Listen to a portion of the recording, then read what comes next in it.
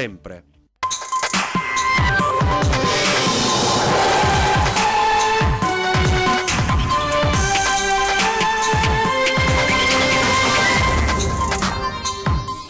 I carabinieri del NAS in asili e scuole materne per verificare l'avvenuta vaccinazione dei bimbi, i controlli stabiliti a livello nazionale anche in Veneto, mentre il governo fa retromarcia e impone nuovamente l'obbligo. West Nile, il comune di Venezia non sta informando i cittadini su come comportarsi né distribuisce le pastiglie, interrogazione della consigliera pentastellata Sara Wiesman. Stiamo lavorando da tempi non sospetti, la vice sindaco con delega alla casa commenta la stretta del Viminale sulle occupazioni abusive delle case popolari.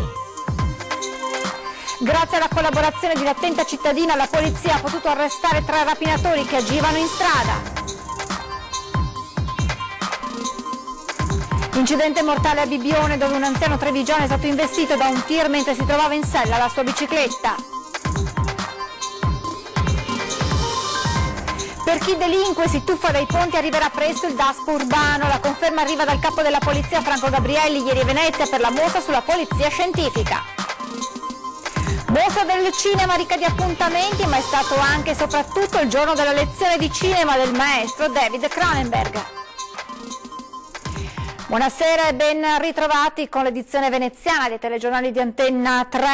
Apriamo dunque con la questione vaccinazioni perché i carabinieri del NAS al lavoro in asili e scuole materne per verificare l'avvenuta vaccinazione dei bambini. I controlli che sono stati stabiliti a livello nazionale hanno interessato anche la nostra regione. Intanto il governo fa retromarcia e impone nuovamente l'obbligo.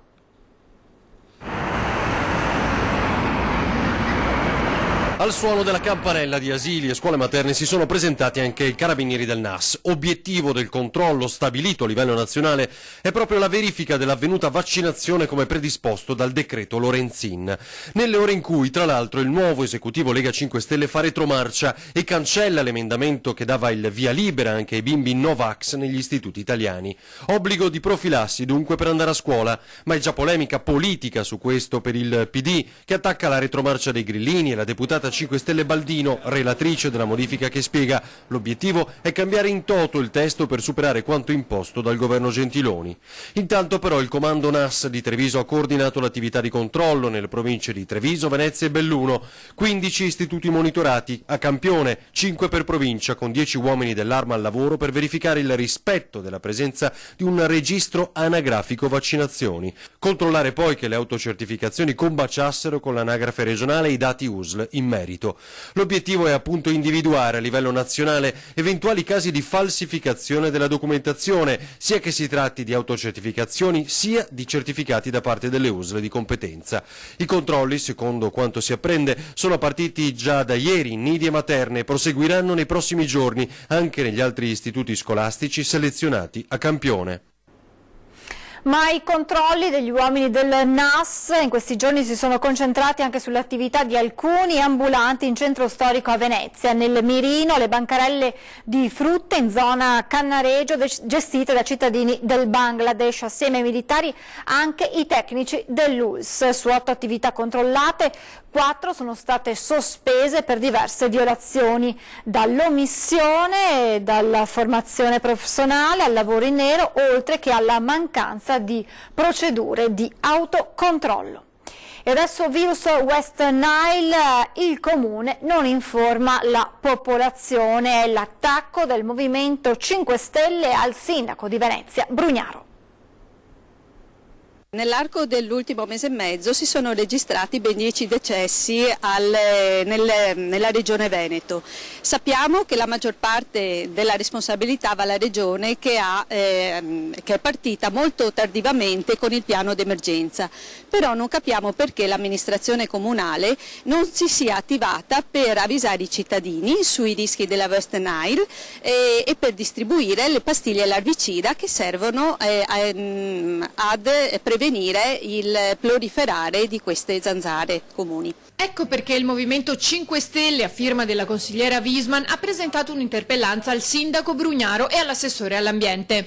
Lontani dal creare allarmismi, scrive Wiesmann, ci chiediamo a fronte della preoccupazione manifestata dalla cittadinanza perché l'amministrazione non risponda con urgenza. La salute pubblica non può attendere i 30 giorni dal deposito dell'atto ispettivo. Nel comune di Venezia c'è stato un solo caso, però è anche vero che non sono stati distribuiti volantini, non c'è stata una corretta informazione. Già sul sito del comune si trovano i volantini di routine degli anni scorsi sulla Zika e non si trova nulla per quanto riguarda la West Nile. Di qui la richiesta all'amministrazione Di fare questi incontri e di distribuire gratuitamente intanto le pastiglie larvicida e per informare i cittadini sui rischi e su come e qual è il comportamento adatto da usare.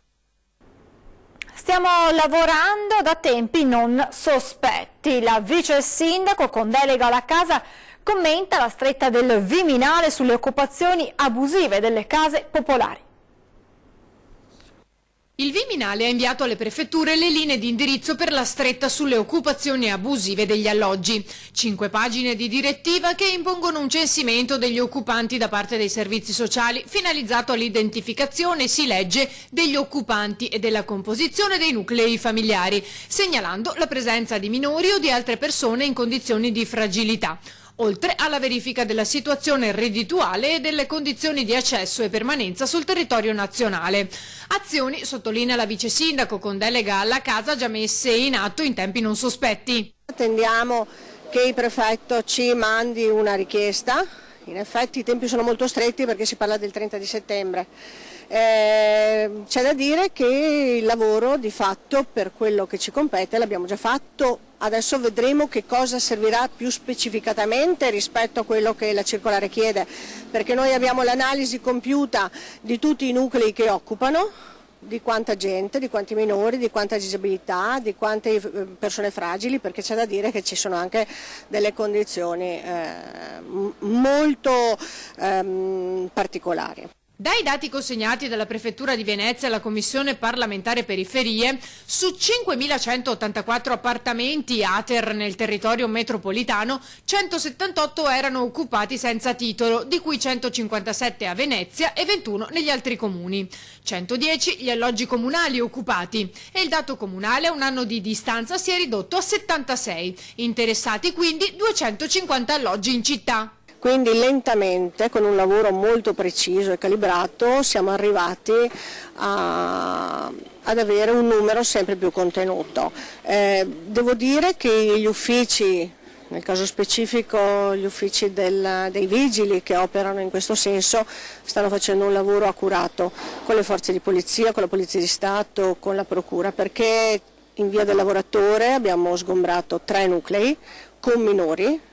Non abbiamo fatto nessun tipo di clamore, le persone sono state adeguatamente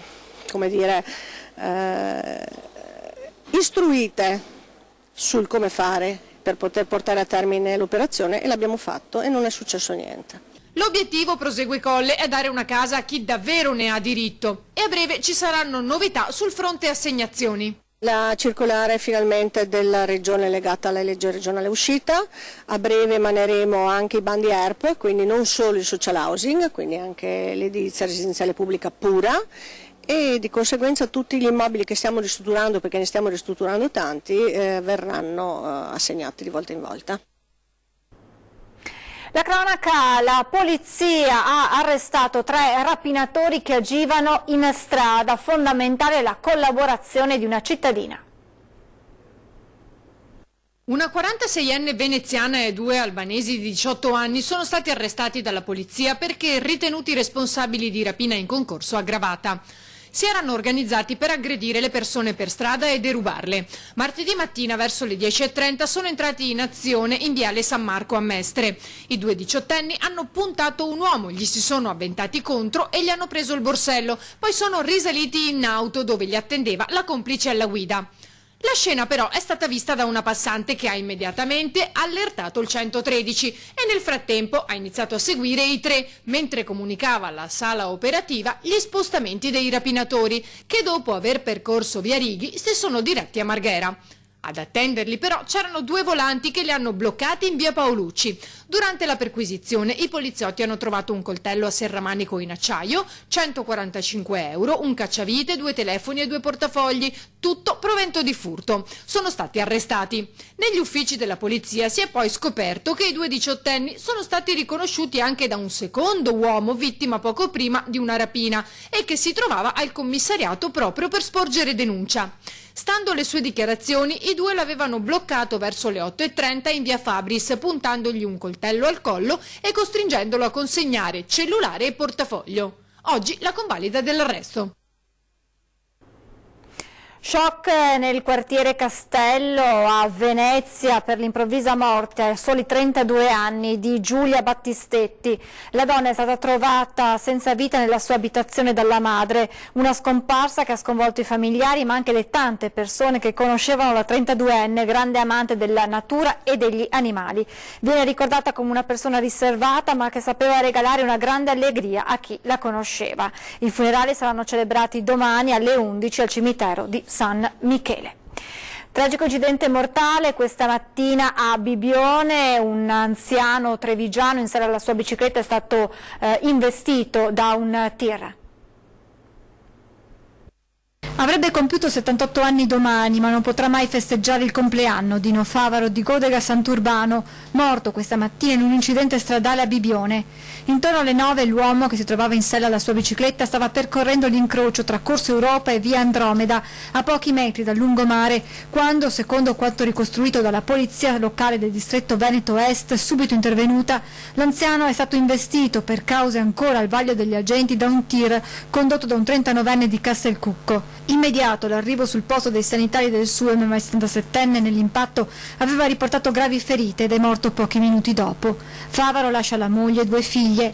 Spetterà ora agli agenti della polizia locale ricostruire l'esatta dinamica dell'incidente. Fondamentali potrebbero essere anche le immagini del sistema di videosorveglianza della polizia locale che hanno ripreso tutta la tragica scena e che saranno utili alla magistratura per chiarire quanto accaduto ed eventuali responsabilità. Gli agenti del commissariato di Mestre stanno visionando le immagini delle telecamere per identificare la persona che era al volante di un SUV che lungo la Romea qualche giorno fa ha perso il controllo del mezzo ed è finito contro l'auto di un 20enne mestrino. L'impatto ha mandato in frantumi il vetro del finestrino. L'automobilista poi si è allontanato. Il 20enne ha però deciso di denunciare l'accaduto non solo alle forze dell'ordine ma anche sui social network, invitando il responsabile a farsi vivo con le forze dell'ordine e mettendo una taglia di 150 euro a chiunque incroci un SUV con delle ammaccature che lo segnali aiutandolo a risalire al responsabile. Ennesimo tuffo in Canal Grande con tanto di multa salata proprio mentre il capo della polizia annuncia presto arriverà il DASPO urbano. Per chi delinque e si tuffa dai ponti arriverà presto il DASPO urbano. La conferma dal capo della polizia Franco Gabrielli a Venezia per la mostra sulla polizia scientifica. C'è un però. A volte c'è sempre questo tentativo di leggere in maniera taumaturgica un provvedimento, allora il DASPO urbano è la panacea di tutti i mali, la risoluzione di tutti i mali. Gli strumenti in quanto tali sono strumenti e quindi poi devono essere inseriti in un contesto più ampio. Intanto io rilevo con soddisfazione che negli ultimi anni si è cominciato a parlare di sicurezza urbana come bene pubblico, come bene comune e la sottolineatura del fatto che il prodotto di questo, come dire, la realizzazione che consente la tutela di questo bene passa attraverso varie azioni e incide su alcuni aspetti. Il tema del degrado è ad esempio uno degli aspetti che concorrono poi a realizzare quella insicurezza o in qualche modo a contenere quella percezione di insicurezza e quindi serve, non è la panacea, perché non è la panacea. Gabrielli poi specifica. C'è ad esempio un grosso limite nella precedente formulazione, che il DASPO non aveva sanzione penale. Peraltro è stata anche una scelta che il legislatore fece nella circostanza perché essendo il DASPO un provvedimento amministrativo, diciamo, i puristi, per certi aspetti anche a ragione, avevano storto un po' il naso che un provvedimento avente un carattere eminentemente amministrativo potesse avere una così pesante riverbero sotto il profilo della sanzione penale. L'esperienza ha dimostrato che però questo è un paese nel quale la sanzione ha ancora una sua importanza e un suo significato, quindi sicuramente sono alla vista due provvedimenti che il Ministro ha intenzione di portare quanto prima all'approvazione del Consiglio dei Ministri e quindi poi alla conversione in legge, che riguarderanno anche gli aspetti di sicurezza urbana, tra cui quello che poi anche lì alla fine vedremo quale sarà il testo definitivo. Per settembre però dovrebbe arrivare già il decreto legge. Quindi quello che dice il Sindaco è un discorso molto realistico con riferimento alla tempistica del provvedimento che il Ministro ha intenzione di portare nella forma del decreto legge, quindi essendo un decreto legge sarà immediatamente operativo. Il tutto alla luce dell'ennesimo tuffo nel Canal Grande. Una turista 18enne statunitense sperava di evitare la multa per non aver preso il biglietto del vaporetto con un tuffo e invece si è trovata costretta a pagare una sanzione ben più salata, 527,50 €. Ci fermiamo adesso per una breve pausa pubblicitaria, tra poco.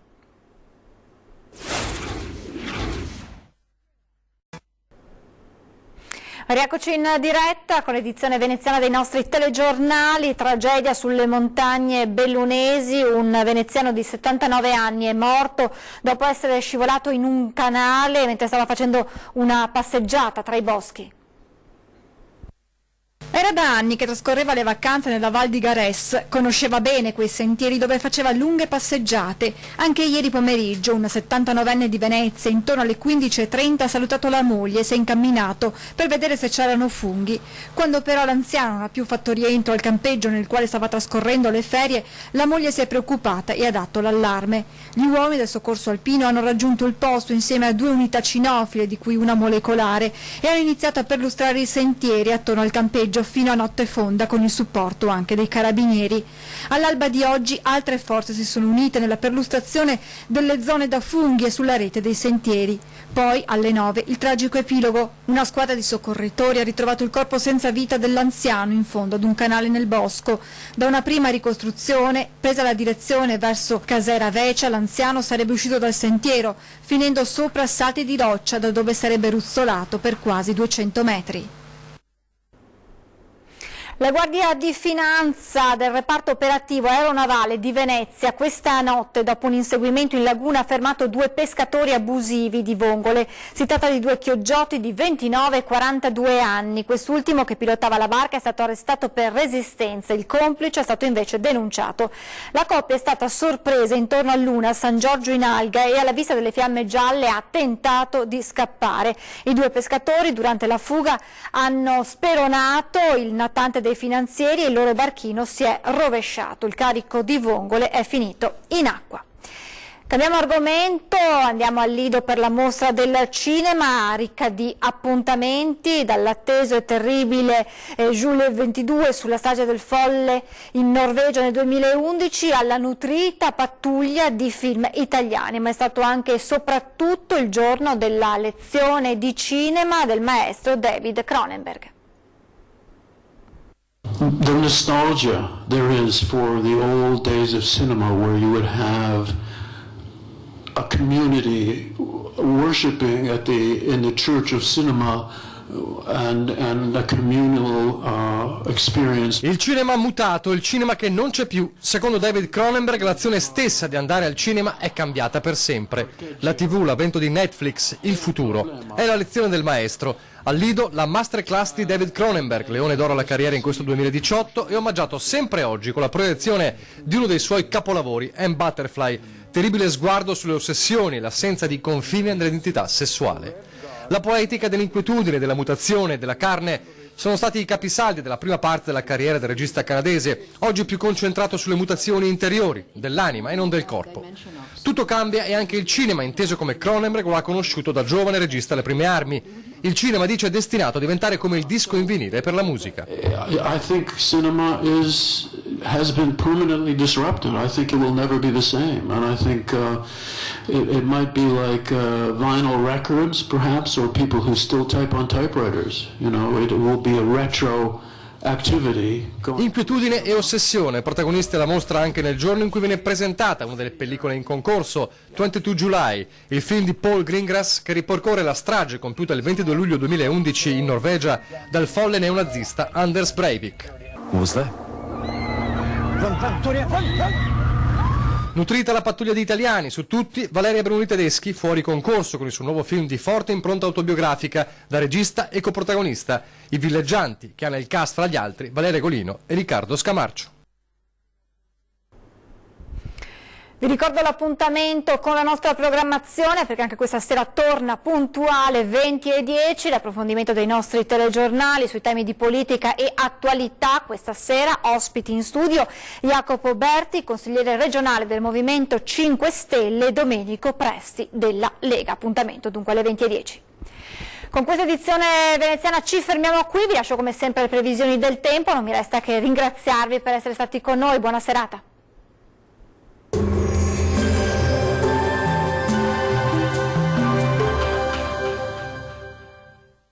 Ben ritrovati al meteo. Tempo inizialmente buono ma peggiora col passare delle ore. Vediamo il dettaglio. Sul Veneto la giornata sarà caratterizzata dal bel tempo, specie al mattino, quando sarà soleggiato, salvo per qualche pioggia sui rilievi. Col passare delle ore peggiorerà un po' ovunque, con temporali possibili un po' su tutti i settori.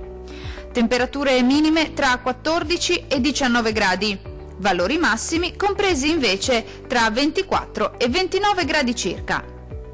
Diamo ora uno sguardo al Friuli, Venezia Giulia. Poche novità, anche sulla nostra regione dominerà il sole al mattino, tuttavia non si escludono degli occasionali temporali sui settori alpini, in locale estensione anche alle pianure limitrofe entro le ore serali e notturne. Temperature minime tra 17 e 18 gradi.